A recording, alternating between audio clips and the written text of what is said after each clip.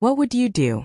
I mean, really, what would you do if the very children you poured your entire life into, the ones you sacrificed everything for, looked you dead in the eye and told you that you no longer existed in their world?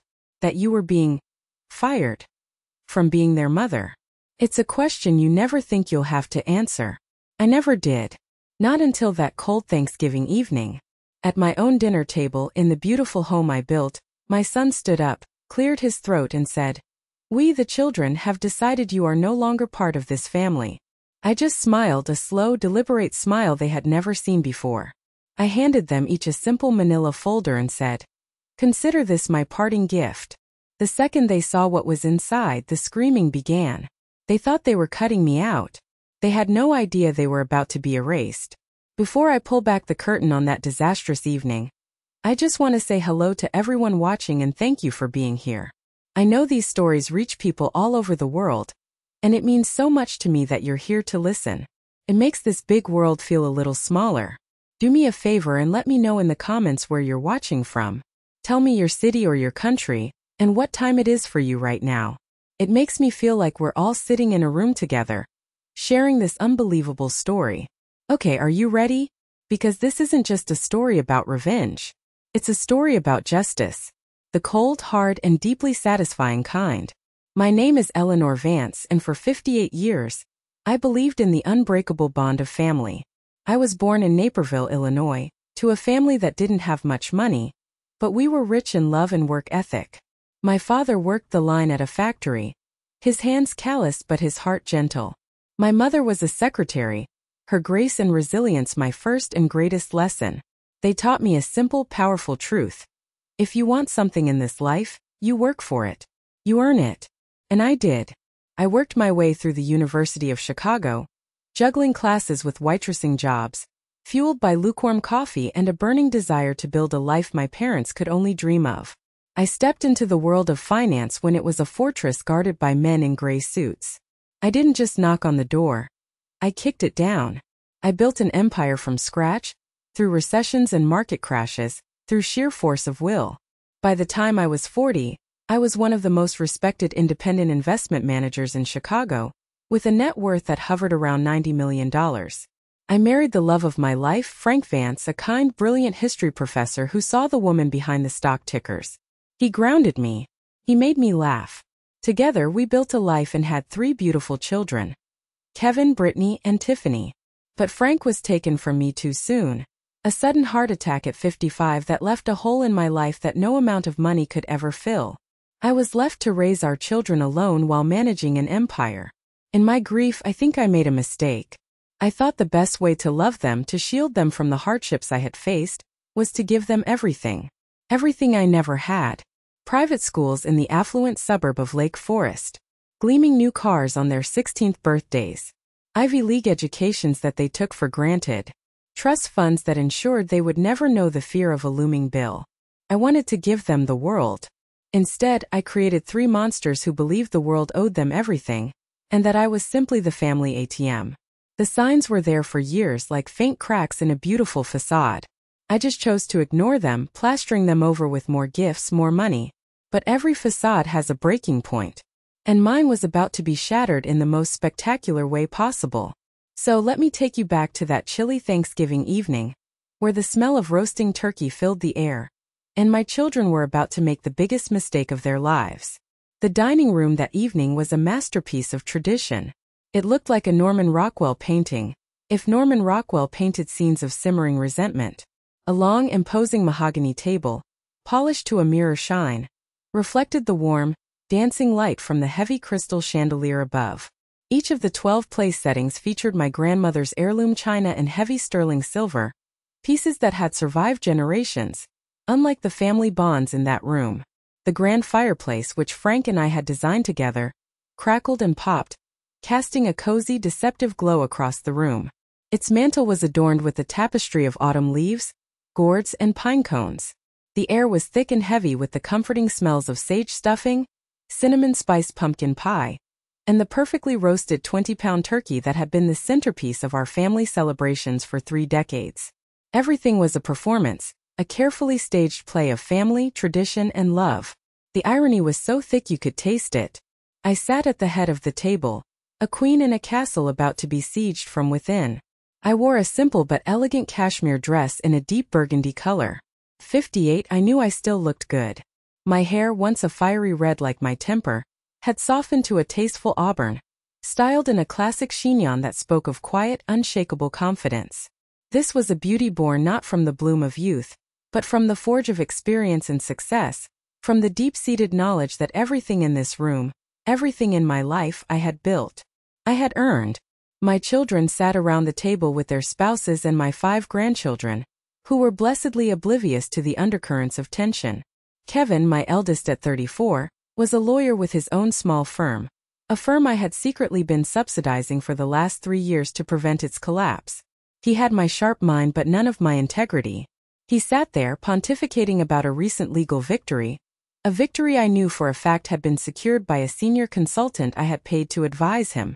Next to him was Brittany, 32, the so-called CEO of a tech startup she liked to call self-made. It was a collective fiction we all participated in.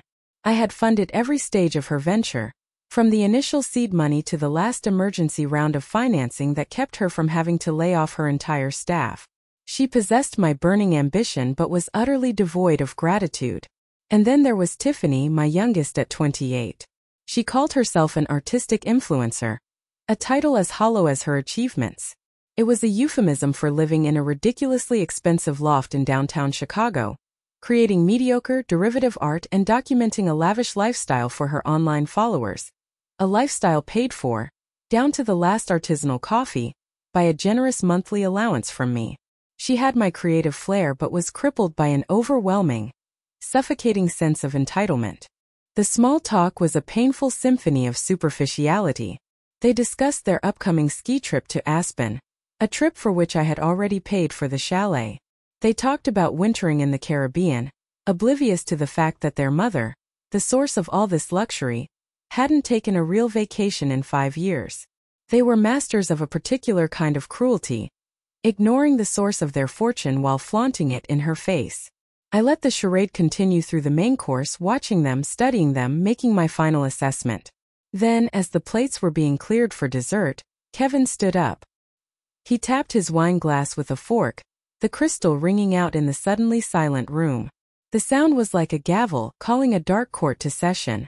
"Mother," he began, his voice laced with a rehearsed somber seriousness, "before we have pie, there's something we need to discuss. As a family." I carefully placed my fork down, my heart rate as steady as a surgeon's. I knew this was it, the moment I had been dreading and yet preparing for. He took a deep breath, looked at his sisters for support and delivered the line. "We, the children, have decided that you are no longer a part of this family." The words hung in the air, a toxic vapor that instantly poisoned the festive atmosphere. "You are no longer a part of this family." They didn't just say it, they declared it. Like a board of directors ousting a CEO. My son-in-law, a weak man named Paul, suddenly found an intense interest in the ceiling architecture. My daughter-in-law, Jennifer, who had always been kinder than the rest, looked mortified, her cheeks flushing a deep red. Even the grandchildren, sensing the seismic shift in the room's emotional landscape, fell utterly silent, their eyes wide and questioning. But my 3 children, Kevin, Brittany, and Tiffany, stared at me with a chilling unity. Their faces weren't filled with sadness or regret. They were masks of cold, clinical satisfaction. The faces of people who thought they had just executed a flawless, long-overdue coup. I didn't flinch. I didn't cry. I didn't scream. I let the silence stretch, becoming a palpable, suffocating presence in the room. I let them sit in the ugliness of what they had just done. Then I did something they couldn't possibly have anticipated. I smiled. It wasn't a warm maternal smile. It was the smile of a predator that has just watched its prey walk willingly into a trap. It was the same smile I had worn in a boardroom in 1998, when a smirking corporate raider from New York tried to orchestrate a hostile takeover of one of my key assets. He underestimated me then, and he left that room a broken man. My children, my own flesh and blood, were making the same fundamental mistake. "Is that so?" I asked, my voice dangerously calm, a silken blade that cut through the tension. "How fascinating. And what, precisely, brought about this unanimous and momentous decision. Tiffany, always the most emotional and least coherent, burst out first, her voice trembling with self-righteous indignation. "You're controlling, Mother. You use your money to manipulate us, to make us live our lives according to your rules. We're tired of being your puppets." Brittany chimed in, her voice sharp and lawyerly, as if she were addressing a hostile witness. "You think because you pay for everything you own us. Well, we don't need you anymore. We are all successful, independent adults." The lie was so audacious it was almost impressive. Successful? Independent? I almost laughed out loud. Their success was an illusion, a stage play, and I was the sole financial backer, the director, and the entire audience. I simply nodded, as if thoughtfully considering their well-reasoned arguments. "I see. Your points are noted. Well, if that's how you feel, then I suppose this is indeed goodbye." Their expressions flickered with a shared smug triumph. They thought it was that easy. They thought they could deliver their cruel edict, wound me to my core, and then, after a sufficient period of my presumed groveling, things would return to the status quo, only with them holding all the power. They were so wrong. "But," I continued, my voice dropping slightly, drawing them in as I reached for my handbag beside my chair, "since this is our final family gathering, it's only right that I give you each a parting gift. A severance package, if you will." I pulled out 3 simple, unassuming manila folders. Each had a name neatly typed on the tab. Kevin, Brittany, Tiffany. I stood up, my movements deliberate and graceful, and walked around the table, placing a folder in front of each of them. "You've called me controlling," I said, my voice cutting through the tension. "You've said I used my money to manipulate you. Consider this my final act of control. My final manipulation. Open it." A wave of confused apprehension washed over their faces. Kevin picked his up first, the lawyer in him suspicious. He opened the clasp. The sound of the metal clip snapping open was like a gunshot in the silent room. His sisters followed suit. I watched them, savoring the moment, the slow-motion implosion. I watched their confidence crumble into confusion, confusion curdle into sheer horror, and horror explode into devastating, life-altering realization. The screaming started then. It wasn't a sound of anger. It was a sound of pure, unadulterated, animalistic panic. They didn't realize that the will was just the appetizer. The main course of their destruction was scheduled to be served the very next morning. To understand why I could sit there, a calm island in a hurricane of my children's panic, you need to understand the slow, grinding erosion that led to this earthquake. You need to understand the final betrayal, the one that proved to me that the children I had raised no longer existed. This wasn't a snap decision made in a moment of anger. It was a conclusion, reached after years of quiet heartbreak, mounting evidence, and one unforgivable act of desecration. It all started with the small things, the little comments and dismissive gestures that I, as a loving mother blinded by hope, chose to ignore. I remember when Brittany was at Wharton, dating a boy from an old money family in Connecticut. I was in the kitchen and overheard her on the phone in the next room, her voice dripping with condescending laughter. "You can't take the girl out of Naperville," she'd said, a direct quote from her new boyfriend, mocking my middle-class roots and my tacky insistence on having the whole family over for Sunday dinner. When I confronted her later, my voice shaking with hurt, she just rolled her eyes. "Oh, Mother, don't be so sensitive. It was just a joke. A joke at my expense, a denial of the very foundation I had built for her." Kevin's resentment was more subtle, but in many ways it cut deeper. He was ashamed that his success wasn't truly his own, and he channeled that shame into contempt for me. At family dinners, he'd make snide remarks about trust fund babies and people who inherited their wealth, conveniently forgetting that every dollar I had came from my own blood, sweat, and tears, not from some long-dead relative. Once, when I offered some advice on a struggling case his firm had taken on, he sneered, his voice full of disdain. "Not all of us want to be ruthless capitalists like you, Mom. Some of us have principles." As if my success was a moral failing. As if providing for him was a cardinal sin. Tiffany was perhaps the most insidious. She took my money with a beatific smile, then used it to build an online persona that mocked bourgeois materialism and the empty, soulless lives of the wealthy. She was a walking, talking contradiction, a high priestess of hypocrisy, living in a glass house that I had not only paid for, but had also furnished. I kept making excuses. They're young. They're finding their way. They'll mature. They'll eventually understand the sacrifices I made. But they never did. The final unforgivable crack in the foundation, the one that brought the whole structure down, happened 6 months before that Thanksgiving dinner. It centered around my late husband, Frank. The one thing Frank loved almost as much as his family was his car. A pristine cherry red 1968 Ford Mustang. It was his baby. He and I had spent a whole summer restoring it together. After he died, that car became a sacred object to me. It was a piece of him sitting in the garage, a tangible link to our shared life, to our love. One afternoon, I got a call from an old friend of Frank's, a man named Jim who runs a classic car dealership out in the suburbs. He sounded deeply uncomfortable. "Eleanor," he said, his voice low, "I'm not sure if I should be telling you this, but I think you should know. Kevin and Brittany were just here. They were trying to sell me Frank's Mustang." The blood drained from my face. My hands started to shake. Jim continued. "They told me you were looking to downsize and had given them your permission to handle the sale. Just didn't feel right, Eleanor. I know how much that car meant to Frank. I told them I'd have to call you to confirm the details. I confronted them that evening. They lied, of course. They concocted a story about getting it appraised for insurance purposes. But I saw the truth in their shifty eyes. They had tried to sell his memory, behind my back, for cash. That was the moment something inside me broke. It wasn't just about money anymore. It was about decency. It was about respect. It was about a sacred line that had been crossed, from which there was no return. That was the day I called my lawyer and said, "Robert, we need to restructure everything." I gave them one last chance at Thanksgiving, hoping for a miracle. Instead, they confirmed who they had become. They handed me the sword themselves. And I was about to show them just how sharp it was. And that brings me to a question for all of you who are watching.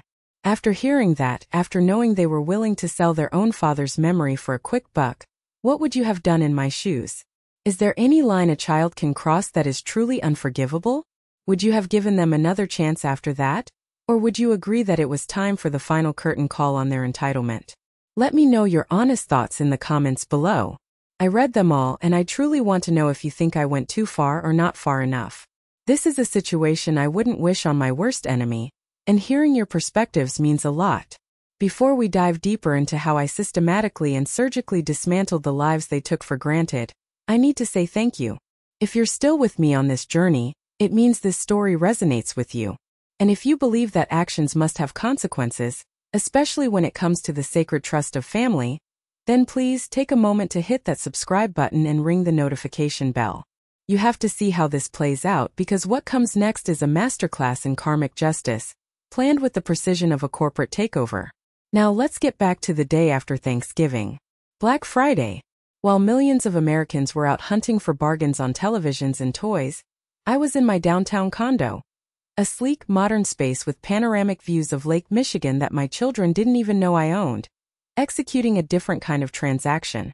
I was liquidating my relationship with them. The screaming and threats from the night before were still ringing in my ears. "You can't do this," Kevin had shrieked, his lawyerly composure shattered. "It's illegal. It's coercion." Brittany had threatened to sue me into oblivion. Tiffany just sobbed, wailing about how I was ruining her life. They were the empty, impotent threats of people who had never faced a real problem, a real consequence, in their entire coddled lives. They had no idea what real power looked like. At 9 a.m. sharp, my symphony of financial destruction began. The first movement was quiet, digital, and utterly devastating. It was a call to my financial advisor, Thomas Chun, a meticulous man who had managed my portfolio for 20 years. "Thomas," I said, my voice as calm and steady as a clear winter morning. "It's time. Please execute the trust dissolutions we discussed." There was a brief professional pause on the line. "Eleanor, are you absolutely certain? Once I initiate these transfers, they are irrevocable. There is no going back." "I've never been more certain of anything in my life, Thomas." "Proceed." Each of my children had a trust fund, established on their 21st birthday, each worth a cool $3 million. They were intended as a safety net, a foundation upon which they could build their own lives, a gift of security. But what their expensive lawyers apparently never bothered to explain to them was that as the grantor of these trusts, I had, on the advice of my own shrewd attorney, included a specific clause. The funds could be dissolved and redirected at my sole discretion in the event of conduct proven to be detrimental to the harmony and integrity of the Vance family. I think telling your mother, the matriarch and benefactor of that family, that she's no longer a part of it would certainly qualify. By 10 a.m., $9 million had been irrevocably withdrawn from their lives and transferred directly into the newly expanded Frank Vance Charitable Foundation. The safety net was gone. The foundation they had taken for granted had just crumbled into dust beneath their feet. But I was just warming up. The next calls I made weren't about taking away their future. They were about destroying their present. The second movement of my symphony was even more devastating, for it was about dismantling not just their future security, but the very symbols of their privileged present. It was time to take away not just their safety net, but the very ground beneath their feet. My next call was to my real estate agent, Patricia Miller, a veritable shark in a Chanel suit who had handled all my property transactions for a decade. She was ruthless, efficient, and utterly discreet. "Patricia," I said, getting straight to the point, my voice devoid of emotion. "The Lake Forest house, the Aspen ski condo, and the summer cottage on Lake Michigan. I want them on the market. Immediately." Patricia was momentarily stunned into silence, a rare occurrence for her. "All of them, Eleanor? The Lake Forest house alone is a landmark. It's the family home. And your children? They always assumed." "My children have made their assumptions quite clear," I interrupted, my tone leaving no room for argument or negotiation. "And I have made my decision.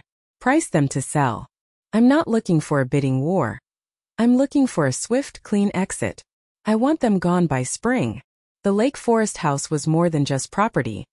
It was their entire childhood, a sprawling brick monument to a life of unimaginable privilege. It was the backdrop for every Christmas morning, every birthday party, every graduation celebration. Kevin had already been talking to his wife, Jennifer, about which rooms would be theirs, about raising their kids there once I was gone, as if my death was just a logistical inconvenience on his life's timeline. Brittany saw it as a status symbol, a place to host lavish parties for the tech elite she so desperately wanted to impress. Tiffany imagined turning the entire West Wing into a sprawling art studio, a fantasy palace for her mediocre talents. Now that house, with all its memories and all their entitled dreams, would be nothing more than a commission check for Patricia and a massive multi-million-dollar donation to a charity that builds accessible homes for disabled veterans. $25 million worth of memories and entitlement, vaporized with a single phone call. But the crescendo of my symphony was yet to come. The most satisfying part of the plan, the one I had saved for last, was the final movement. This was the one that would sever their current lifelines completely and send them into an immediate, dizzying freefall. I called my accountant, David Chun, a quiet man who had seen the numbers and knew the truth of my children's dependence long before I was willing to admit it myself. "David," I said, "please draft the letters we discussed to Kevin Vance's law firm and to Brittany Vance's company, Innovator. All financial arrangements are terminated, effective immediately. And please cancel Tiffany Vance's monthly allowance and her associated credit cards. As of today, all financial support from me in any form ceases." This was the kill shot. This was the blow they would feel not in a year or a month but on Monday morning. Kevin's prestigious law firm was a house of cards. It survived solely on a silent partnership investment I made, funneling $500,000 a year to cover his exorbitant overhead, his fancy downtown office, and the salaries of the experienced lawyers he'd hired to make him look good. Without it, he wouldn't be able to make payroll in 2 weeks. He'd be facing ruin and profound public humiliation. Brittany's tech startup, Innovator, was a money pit that had burned through millions without ever turning a profit. The only reason investors hadn't pulled out was because of my reputation and my hefty consulting fees. A cool $1 million a year. That kept the lights on. Her next payroll was due at the end of the month. She didn't have the funds. And Tiffany. Sweet, artistic Tiffany. Her entire life was a performance funded by me. The Soho-style loft, the organic groceries from Whole Foods, the trips to Bali for inspiration. the gallery fees for shows that never sold anything. It all came from a $15,000 monthly wire transfer and an Amex Black card with no limit. As of that morning, the wire transfer was stopped, and the card was just a piece of useless black plastic. I spent the rest of the day on the phone, methodically cutting every last tie. Car insurance, health insurance, cell phone plans, everything. By sunset on Black Friday, I had surgically removed myself from every aspect of their financial lives. They were finally truly on their own. I ended each of the 3 letters my courier would deliver that evening with the same line. You wanted a life without me in it. Congratulations, you now have it. Best of luck with your newfound independence. Then I packed my bags for a 6-month trip to Europe. But I had one last parting gift to arrange from across the ocean. 3 weeks later, I was sitting in a charming cafe in the Piazza della Signoria in Florence, Italy. The winter sun was surprisingly warm on my face, and for the first time in what felt like a lifetime, I felt a sense of profound, unburdened peace. The anger, the hurt, the chaos of that Thanksgiving dinner. It was all a distant memory, a story about someone else. I was free. But as I read the news from home on my tablet, the society pages and financial columns were already buzzing with thinly veiled gossip about the sudden, mysterious financial implosion of the once golden Vance children. I realized my work wasn't quite done. Punishing them was one thing. That was an act of justice. But what I needed now was an act of creation. It was time to build a new family. A chosen family. A family of the heart. My first call was to Sofia Rodriguez. She was the 26-year-old daughter of Carlos, my groundskeeper for over 30 years.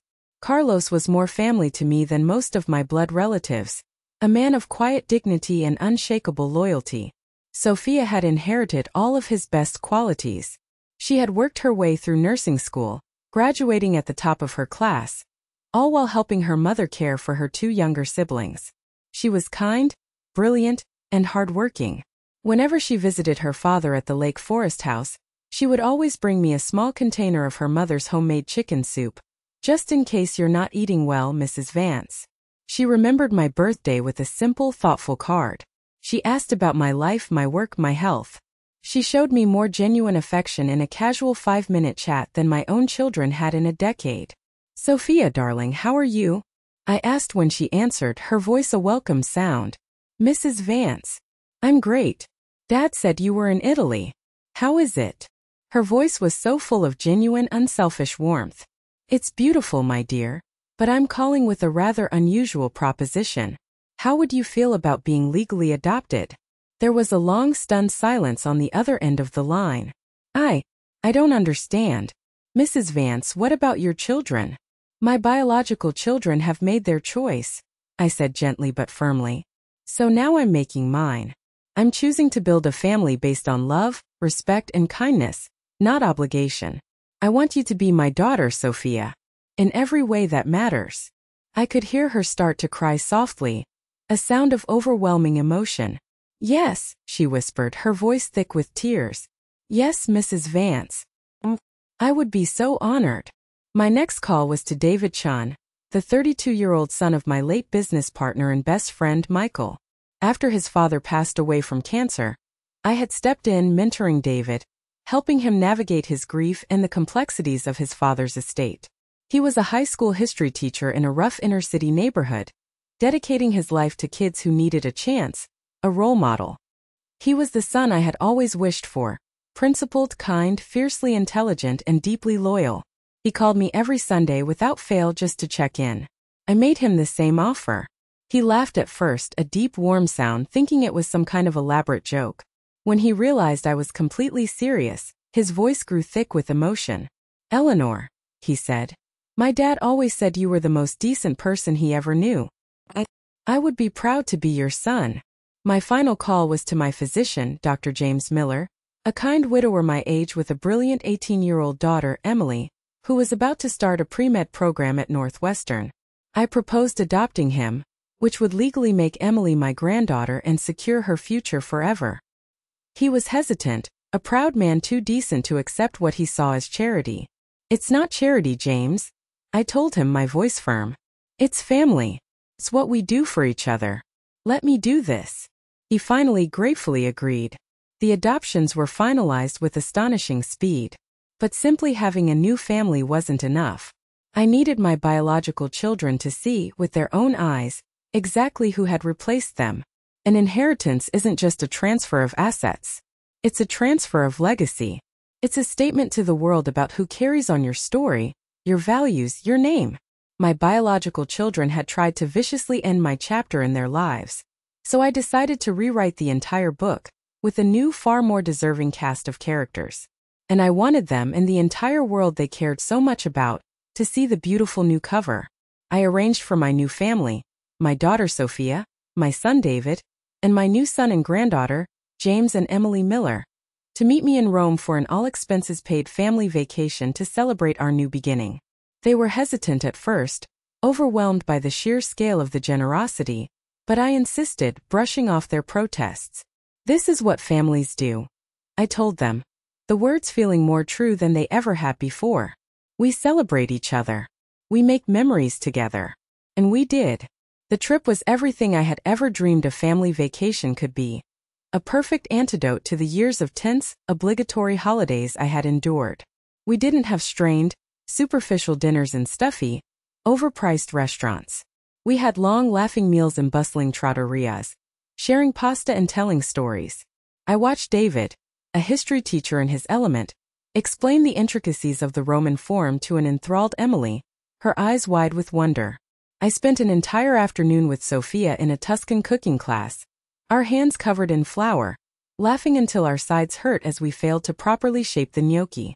There was no resentment, no entitlement, no passive-aggressive comments. Only genuine joy, effortless connection, and a deep, abiding affection. It was real. On our last day, I revealed the final part of my plan. I had hired one of Italy's most famous portrait photographers, a woman known for her ability to capture genuine emotion. I had also hired a professional styling team.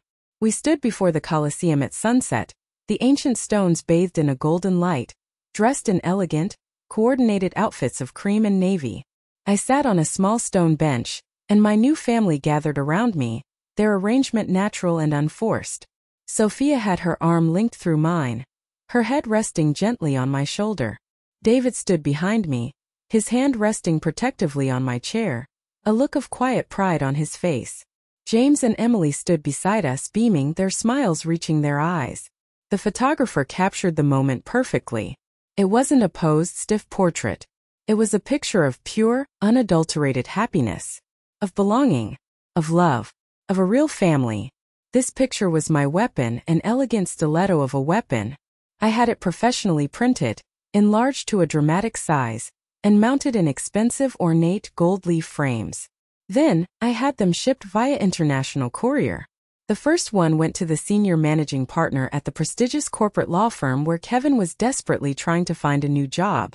The second was sent directly to the lead venture capitalist in Silicon Valley, whom Brittany was trying to woo for her next, inevitably doomed, project.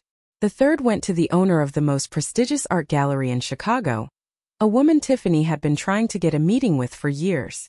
I included a simple, handwritten note with each one, on my finest cream stationery. Thought you might enjoy seeing some photos from my recent family trip. It was such a joy to be surrounded by so much love and gratitude. All my best, Eleanor Vance. I knew the devastating impact it would have.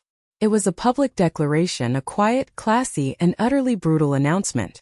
It told the world not just that my children had been disinherited, but that they had been utterly and completely replaced.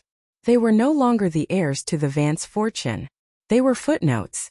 And the final nail in the coffin was a Christmas card I sent to all 500 of our mutual acquaintances, every major player in Chicago's social and business scene, featuring my beautiful, happy new family with the caption, "Wishing you a season filled with the joy of a family chosen by heart." I returned to Chicago in the spring, 6 months after that fateful Thanksgiving. I came back not to the cold, cavernous house in Lake Forest, which had already been sold, but to my sleek, sun-drenched condo overlooking the lake. The city's elite social circles, a world I had long navigated, were buzzing with a single story: the spectacular, stunningly swift fall of the Vance children, and the rise of their mysterious, far more deserving replacements. The family portraits had done their job with a brutal, silent efficiency.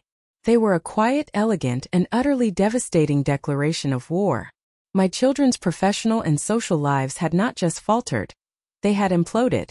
Kevin, I learned through the grapevine, had been essentially blacklisted.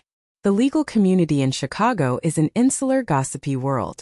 The story of him being publicly disowned and replaced, combined with the whispers of his firm's sudden collapse, made him radioactive. No reputable firm would touch a lawyer with such a cloud of personal and financial scandal hanging over him.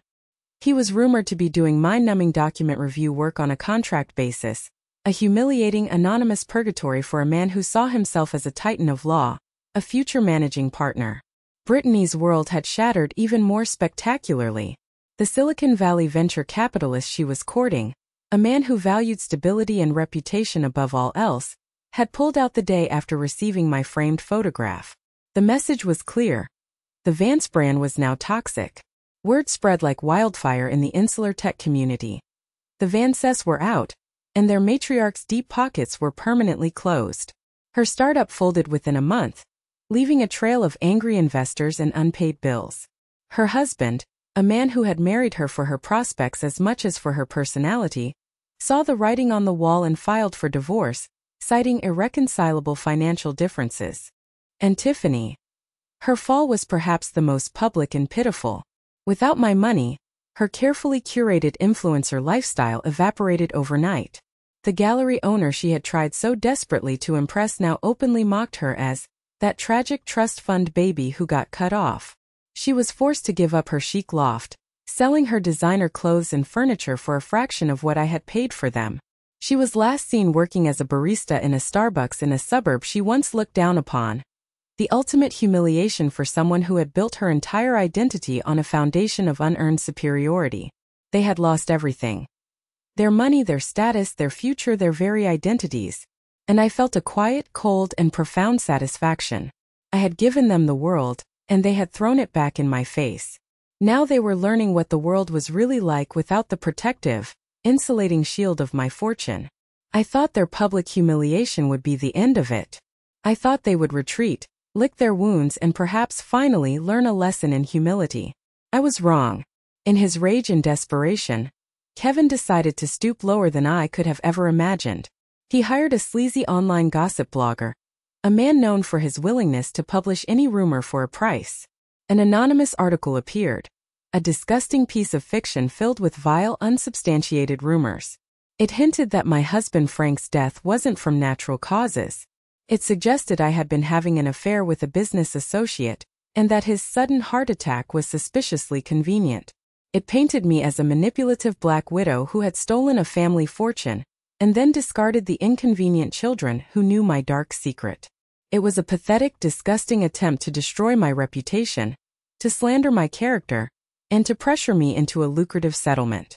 He thought he could fight dirty. He forgot that I owned the whole damn playground. His pathetic attempt to slander my name and the memory of my husband was the final mistake he would ever make. The article was a gut punch. Reading those vile, fabricated words, seeing the memory of my beloved Frank, the kindest, most decent man I had ever known, dragged through the digital mud by our own son, it was a level of depravity I hadn't anticipated. For a fleeting moment, I felt the old familiar sting of a mother's pain. A deep, visceral hurt. Then, just as quickly, it was replaced by something else. A cold, clear, diamond-hard rage. Kevin wanted to play in the mud. Fine. I was about to bury him in it. My lawyers, ever cautious, advised me to issue a simple cease and desist letter. To ignore the article. They said responding would only give the story more oxygen, more legitimacy. They were thinking like lawyers. They didn't understand. This wasn't about legal strategy anymore. This was about honor. This was about defending the memory of my husband. This was about ending the war once and for all. I didn't call my lawyers back. I called Brenda Wallace, the host of the nation's most watched morning news show, America Today. Brenda was a tough, no-nonsense journalist I had known for years, a woman who could smell a lie from a mile away. I told her I wanted to give her an exclusive live interview. I had a story to tell. She booked me for the following morning, clearing a full segment. My new family, my chosen family, immediately rallied around me. David wanted to come with me to the studio, to stand by my side as a show of support. Sophia offered to have her father Carlos, who had known me for 30 years, speak to my character. I was touched by their loyalty, but I told them no. This is a battle I have to fight alone, I said, my voice firm. This is between me and the children I gave birth to. The next morning, I walked onto that brightly lit television set in front of an audience of 10 million people. I didn't look like a victim. I didn't look like a grieving widow or an embattled matriarch. I wore a crisp, impeccably tailored white suit, a symbol of truth, clarity, and unapologetic power. I was calm, poised, and ready for war. Brenda didn't pull any punches. She started with the hard questions immediately. Eleanor, an ugly article is circulating online, making some very serious, very painful allegations about your late husband's death. What is your response? I looked directly into the camera lens. I didn't speak to Brenda. I spoke to the millions of people watching in their homes. My husband, Frank Vance, was the finest, most honorable man I have ever known. I began, my voice clear and steady, filled with an emotion that was not for show. He was a man of integrity and boundless love. The fact that my biological son, Kevin Vance, in a desperate and despicable attempt to extort money from me, would choose to desecrate his own father's memory, it is a tragedy beyond words. I let that sink in. I had named him. I had thrown the first decisive punch. Brenda, a true professional, followed up. So you're saying unequivocally that your son is behind this article? I'm not just saying it, Brenda. I'm proving it. I reached into the sleek leather portfolio on my lap and pulled out a file. This is a sworn affidavit from the blogger in question, a man named Mark Klein, who, upon being contacted by my private investigators, admitted he was paid $10,000 in cash by Kevin Vance to publish these vicious lies. Here are the bank records showing the withdrawal from Kevin's account the day before the article was published. The studio fell completely silent. You could hear a pin drop. I had just exposed him live on national television with receipts. But I wasn't done. The best, the most damning part was yet to come. The court of public opinion had delivered its verdict. But my children, led by their disgraced brother Kevin, decided to try their luck in a real one. They sued me. And if you've stuck with me this far, through all the backstabbing, the family drama, and the media frenzy, thank you from the bottom of my heart. It's a long and complicated story, and your being here listening means the world to me. If you're still here with me, just type the number 1 in the comments below, so I know you're on this journey with me. It's a real encouragement to know I'm not just talking into the void, that there are people out there who understand. The lawsuit was their last desperate and profoundly stupid gamble. They filed a joint suit to contest my new will and the dissolution of their trust funds. Their claims were a predictable trifecta of legal desperation, that I was mentally incompetent, suffering from grief-induced delusions that made me incapable of rational decisions, that I had been subjected to undue influence by my new, predatory family who had somehow hypnotized me into giving them my fortune, and that the entire affair was a form of financial abuse. They thought they could drag me through a messy, public, and expensive court battle, hoping I would settle just to make the humiliation go away. They still, after all of this, didn't know who they were dealing with. I was ready for this. The moment Kevin tried to sell Frank's car, I knew this day might come. My lawyer, Robert, and I had spent months building an ironclad, impenetrable fortress around my estate and my decisions. We hired the best, most feared litigation firm in the state. We had not one, but 3 independent psychiatric evaluations from the top specialists in the Midwest, all of whom submitted reports confirming that I was of exceptionally sound mind and body, and was, in the words of one doctor, one of the sharpest and most resolute individuals he had ever assessed. We were not going to settle. We were going to annihilate them. The trial was a spectacle of their own making, and it was a masterclass in self-destruction. My children and their mid-tier lawyers tried to paint me as a frail, confused, and vindictive old woman. It backfired spectacularly. On the stand I was anything but. I was sharp, articulate, and in complete command of every fact and figure. When their lawyer tried to question my business acumen, suggesting my mind was failing, I calmly recited my company's Q3 earnings report, down to the last decimal point, from memory. When he tried to portray my new family as opportunistic vultures, I spoke of Sophia's kindness in nursing her own mother through illness, of David's selfless dedication to his students, and of Emily's bright, promising future with such genuine affection that I could see a woman on the jury dabbing her eye with a tissue. My children's testimony, by contrast, was a train wreck of entitlement and bitterness. Under the surgical cross-examination of my lead attorney, their carefully constructed victim narrative fell apart. Kevin came across as a bitter, arrogant failure. Brittany sounded greedy and shockingly entitled, at one point complaining that my funding her company was a form of control. Tiffany just cried on the stand, whining about how unfair her life had become, unable to answer the simple question. What did you ever do to earn this inheritance you feel you are owed? But the final devastating blow, the checkmate move we had saved for last, came on the final day of testimony. Robert stood before the judge. "Your Honor," he said, his voice resonating through the silent courtroom, "we would like to play a piece of audio evidence for the court, recovered from Mrs. Vance's home security system." He played the recording. It was the phone call between Kevin and Brittany, a week before Thanksgiving, discussing their plan. The jury listened, rapt, as Kevin's smug voice filled the courtroom. "We just need to get the title," he said. "She's so sentimental, she probably doesn't even know where it is. We can get a cool 60 grand for it. By the time the old lady notices, the car will be in Dubai." Then Brittany's voice, cold and chilling. "Perfect. That's a good start. Once we push her out of the picture for good, we'll have access to the whole damn pie."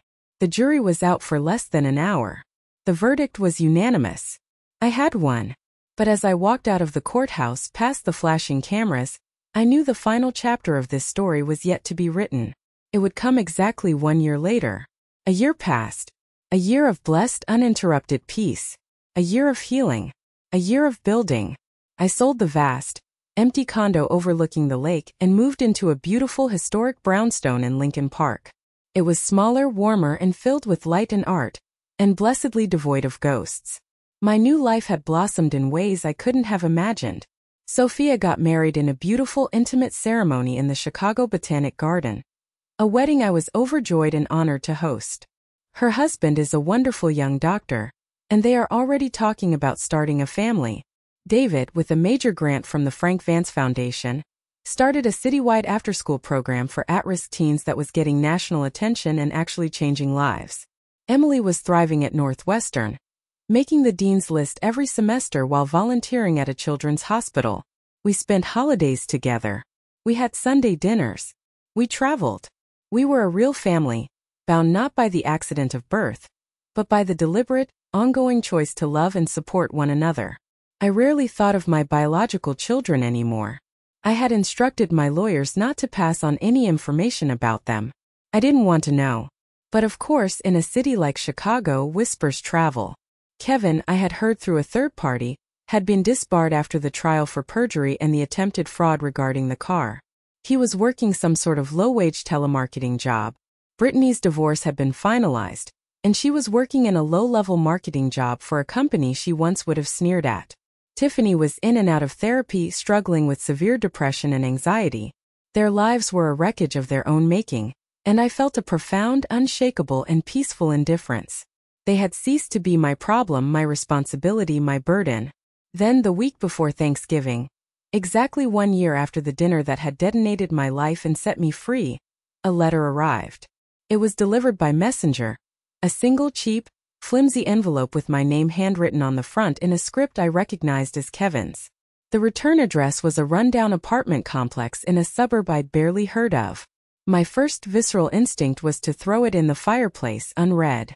To let it burn, to turn their words to ash just as they had tried to do to our family's legacy. But a flicker of something, not love, not pity, but perhaps a morbid clinical curiosity, made me slide my letter opener under the flap. The paper inside was thin and lined, the kind you buy in a drugstore notebook. His handwriting was shaky, almost illegible in places. "Dear Mother," it began.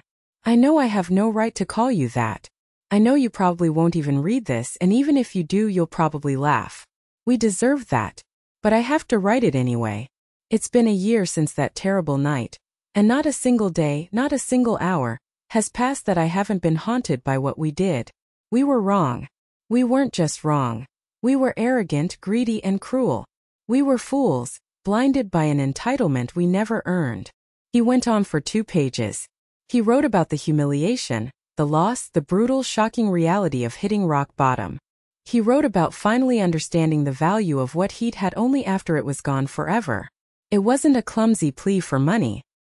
He was finally smart enough to know that ship had not only sailed, it had sunk, and its wreckage was at the bottom of an ocean he could never reach. It was a plea for something he knew was even more impossible. I am not writing to ask for your forgiveness, as I know we have no right to it, he wrote.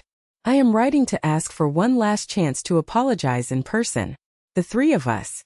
We want to invite you to Thanksgiving dinner. Not in a fancy house but in my small, humble apartment. We want to cook for you. We want to serve you. We want to look you in the eye and tell you how profoundly sorry we are. And that we loved you all along. But we're too broken, too selfish, too rotten to show it. Please, just one dinner. It's all we ask. For a fleeting moment, a ghost of an echo, the mother in me felt a pang of something. A memory of a long-lost love. But then the woman they had created, the woman they had forged in the fire of their betrayal, took over. I sat down at my desk, took out my finest, heavy cream stationery with my embossed EV monogram, and began to write my final reply. My hand was steady as I wrote. The ink from my fountain pen, a gift from Frank years ago, flowed smoothly across the thick, expensive paper. The words came not from a place of simmering anger, but from a place of absolute, crystalline clarity. The emotional storm had passed long ago, leaving behind a calm, quiet, and unbreakable resolve. I was no longer their mother. I was the arbiter of their consequences. Dear Kevin, I began, intentionally omitting any maternal title. The formality was a wall high and impenetrable. Thank you for your letter. I have read it, and I acknowledge the sentiments you have expressed. It seems this past year has been a period of intense education for you, Brittany and Tiffany. An expensive one, I am sure, in every sense of the word, but an education nonetheless. I paused, choosing my next words with the same surgical precision I would use in a high-stakes negotiation. You speak of regret and a desire to apologize. I believe your regret is genuine. It is remarkably easy to regret a choice when you are living every single day with its disastrous and humiliating consequences. You regret losing your fortune. You regret losing your social standing. You regret losing the comfortable, effortless life you felt you were owed by birthright. But your letter, heartfelt as it may be, misunderstands the fundamental nature of what happened between us. You see this as a family squabble, a conflict that can be resolved, a deep wound that can be healed with a simple, tearful apology. You are mistaken. A year ago, the 3 of you made a calculated choice. You stood in my home, a home built on my sweat, my risk, and my sacrifice, and you delivered a verdict. You declared that I was no longer your family. It was, for all intents and purposes, a business decision. You saw me as a liability, a controlling presence you wished to remove so you could more easily and quickly access your anticipated assets. You were not emotional. You were clinical, cold, and efficient. So, I responded in the only way you would understand. I treated it as a business decision, too. I accepted your terms. I severed our professional and financial relationship. The contract was terminated. By you. You write that you want one dinner to show me the respect you should have shown me all along. But respect, Kevin, isn't a performance you can put on for a single evening when you're desperate. It is not a costume you can wear. It's something that is earned over a lifetime, through consistent action, kindness, and loyalty. And it is something the 3 of you systematically and deliberately destroyed year after year, until there was nothing left but dust. Some actions cannot be undone. Some words once spoken cannot be unsaid. And some relationships once deliberately and callously broken cannot be repaired. I have moved on.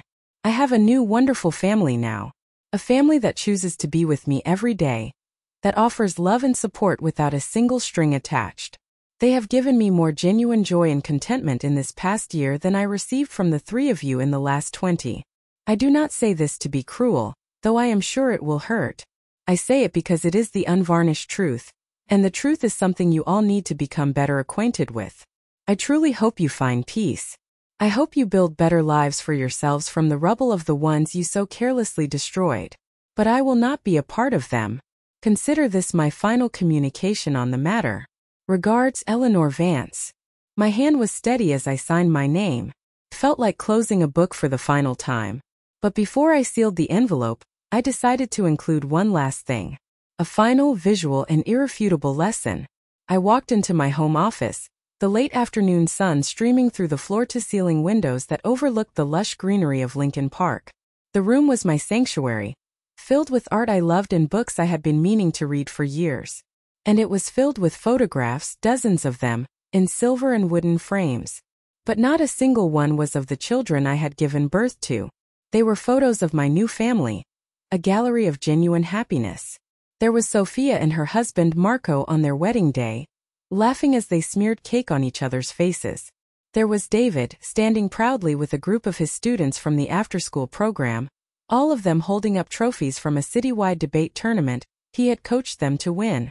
And there was Emily, arm in arm with me, on the main quad of Northwestern University, her face bright with the promise of a future she was building for herself. This was my life now. This was my joy. This was my real legacy. I picked up a particular photo from my desk. It was from our trip to New York City last month. I had taken Emily to see her first Broadway show as an early birthday present. But the real reason for the trip was to see her perform. She had been accepted into a prestigious summer program at Juilliard, and she had a small but powerful role in their final showcase. The photo was of her backstage after the performance. She was still in costume, her face flushed with excitement and triumph, holding a massive bouquet of yellow roses I had given her. She was radiating with a light that came from within, the light of talent, hard work, and earned success. She was the future. She was the living, breathing embodiment of Frank's true legacy. A legacy of kindness, opportunity, and supporting those who truly deserved it. I took a small, elegant note card from my desk drawer. On it, I wrote a simple, direct message. The final lesson. This is Emily Miller. You may not know her, but she is your father's granddaughter in spirit, and she is my granddaughter-in-law and in my heart. She is a brilliant and kind young woman who is attending her dream school on a scholarship from the Frank Vance Foundation. This is what your father's legacy is doing now. It is being used to create beauty, to foster talent, and to support a new generation of people who understand the value of hard work and gratitude. I thought you should see what you chose to give up when you tried to sell his memory for $60,000. I slipped the photograph and the note into the envelope with my letter. It was not an act of spite. I was long past that. It was an act of finality. It was a closing statement in a trial they had initiated. It was designed to show them that the world had not stopped turning when they exited my life. In fact, for me it had started turning in a more beautiful, more meaningful direction. It showed them that the fortune they saw as their birthright was now doing real, tangible good in the world, in ways their selfishness never could have. It was a period at the end of a very long, very painful sentence.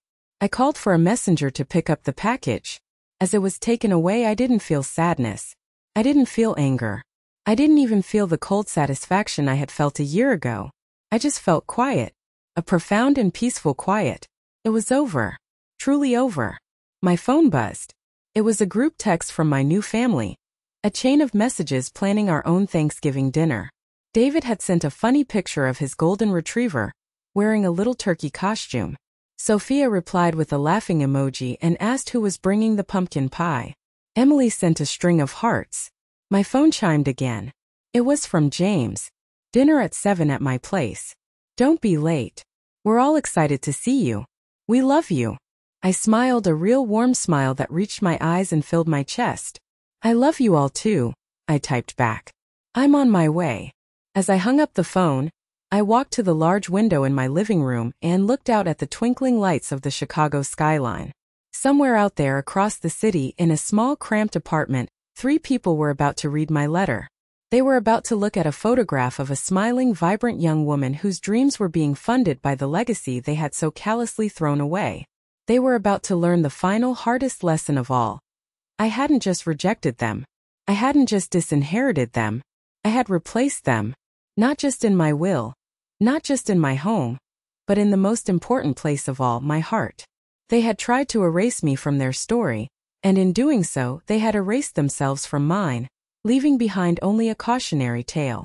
Tonight, I wouldn't be sitting at a tense, obligatory dinner, navigating the treacherous minefield of their entitlement and passive aggression. I would be walking into a home filled with the sounds of easy laughter and the delicious smell of James's famous lasagna, a recipe he claimed was a family secret. I would be surrounded by people who would ask about my day because they actually wanted to know the answer. People who saw me, Eleanor the woman, not Eleanor Vance, the $90 million bank account. People who said I love you and meant it with no agenda, no subtext, no strings attached. That night, my biological children would be eating a humble meal, a Thanksgiving of their own making, surrounded by the four walls of their consequences. I would be eating a feast, surrounded by the boundless, unconditional warmth of a family built on a foundation of love. The contrast wasn't just stark. It was poetic. It was justice. It was peace. They taught me a lesson I was too blinded by maternal love to see for myself. They taught me that sometimes the most loving thing a parent can do is to step back and let their children face the world on their own. To let them learn that actions have consequences, that respect is not a given, but a gift that must be earned and cherished. It was a lesson I had failed to teach them in their youth, cushioned as they were by privilege, but it was one they were learning now in the harsh, unforgiving classroom of reality. In the end, they freed me. By casting me out, by declaring me no longer family, they gave me the greatest gift of all. The chance to find my real family and to finally truly be happy. The greatest revenge isn't getting even. It's moving on and building a life so full of joy, peace, and love that the past no longer has the power to hurt you. It becomes nothing more than a story you tell. And that, my friends, is how you don't just survive betrayal, you thrive after it. If this story resonated with you, if it made you believe in the power of standing up for yourself and choosing your own happiness, please give it a like and share it with someone who needs to hear this message. And don't forget to subscribe, because there are always more stories of justice waiting to be told. And now I truly want to hear from you. Have you ever had to make the difficult, painful choice to cut toxic family members out of your life? How did you find your chosen family? Share your story, your wisdom, in the comments below. Your experiences matter, and by sharing them, we create a community where we can support each other, and remember that we are not alone. Thank you for being here with me on this incredible journey. Until next time, remember to choose your family wisely and live your life fully and without apology.